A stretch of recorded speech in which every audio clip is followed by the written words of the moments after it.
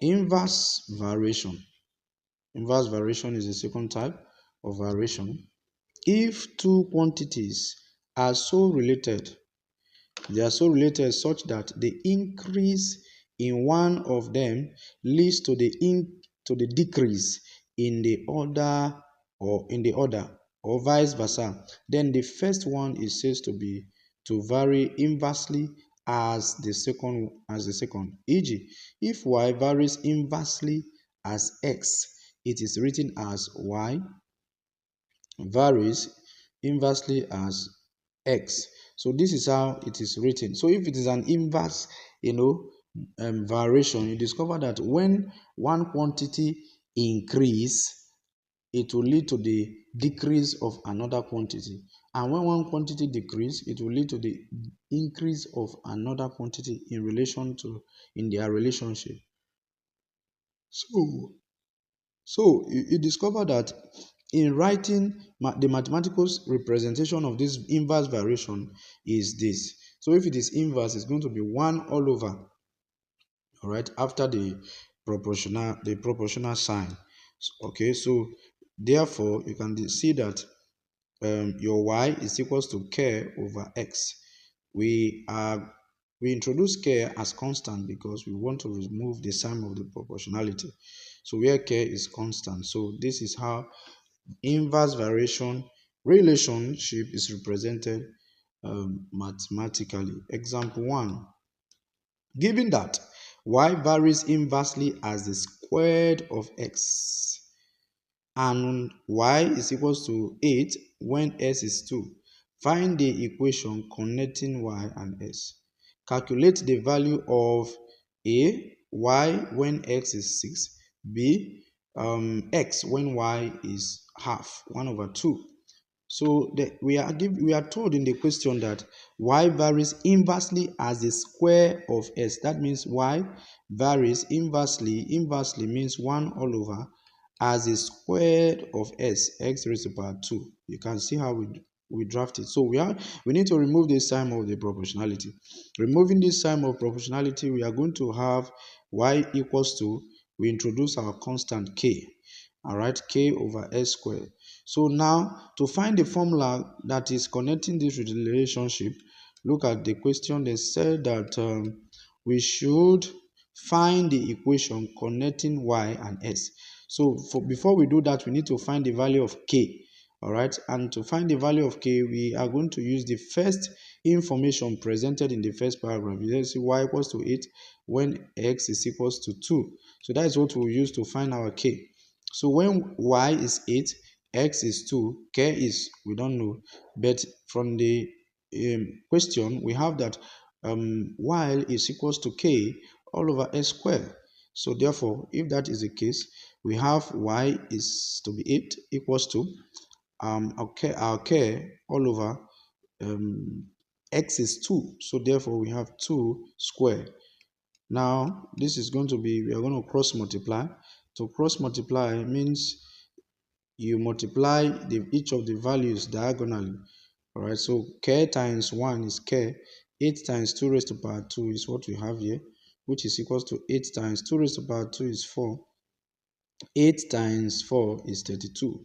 So the equation connecting y, so therefore the value of k rather is 32. So the equation connecting y and s will be y equals to, instead of k now we have 32 all over s squared. So in place of k, we write the value of k. So this is the equation that is connecting x and what?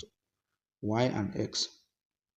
Now, we are also asked in this question that we should find the value of y when s is 6. So when s is 6, what is the value of y?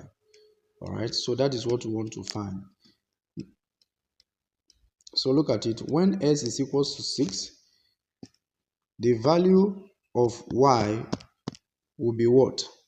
The value of y, already we have the equation connecting y and x. So the value of y will be y equals to 32, which is in this equation, all over x. X is given to be 6 here, so it's going to be 6 squared. This is going to be equals to 32 over 6 squared, which is 6 times 6 is 36. 32 divided by 36 If you reduce it, it's still the same thing as 8 over 9, which is the same thing as 0.89 in decimal. Now, the next question says that we should find the value of x when y is equals to 1 over 2. So, to find the value of x when y is equals to 1 over 2, of course, we still use the same relation. Y is equals to 32 over s squared. So, if y is 32 over s squared, then y this time around is given to be 1 over 2. So our 1 over 2 is going to be equals to 32 over s squared. So we cross multiply. S squared times 1 is s squared. 2 times 32 is what we have here. So 2 times 32 will give us 64. Now, we are looking for x, not s squared. So therefore, to clear this square, you take the square root of both sides. And what it means is that you are going to introduce square root here to the left hand side and to the right hand side. So the square root to the left hand side will be cancelled by this square. So you are left with ordinary x. So therefore, the square root on the right hand side will take the square root of 64. Square root of 64 is 8. Example 2, you see, now we have the volume of water which a hollow pipe can pump from a well to an overhead tank varies inversely as the distance between the well and the tank. With a distance of 1.5 meter, the volume of water pumped is 40 meters cube. Find the law connecting the volume and the distance. B, the volume when the distance is 200 meter. C, we should find the distance when the volume is 80 meter cube. All right, so this is a question and it's inverse variation. So the volume is inversely proportional to the distance. So V is inversely proportional to the distance. This is 1 over D. All right, so removing the symbol of proportionality, we have V equals to K over D. Now, the first information provided, we'll use it to find the value of K. All right, look at the distance here is given to be 1.5, and then the volume is given to be 40. So that's what we use to find our K. So when D is 1.5, the distance is 1.5 meter, and volume is 40 meter cube, K is unknown, so we don't know. So therefore, from this relation V equals to K over D, we are going to have, in place of V, we write 40 equals to our K all over, in place of D, we write 1.5, and that is what we have here. So by the time you cross multiply, K times 1 is K.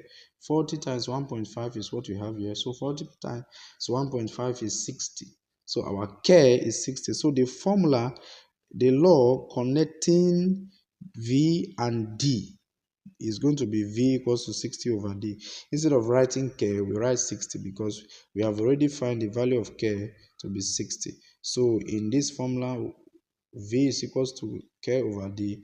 We are going to replace K with 60 because we have found the value of it to be 60. And that is what happened here. And that is the law. Sometimes they say the formula connecting, sometimes they say the law, sometimes they say the equation. So no matter which language they use, this is how to find the law or the equation connecting these two variables, V and D, these two unknown. All right. So now when D is 20, we are asked to find our V.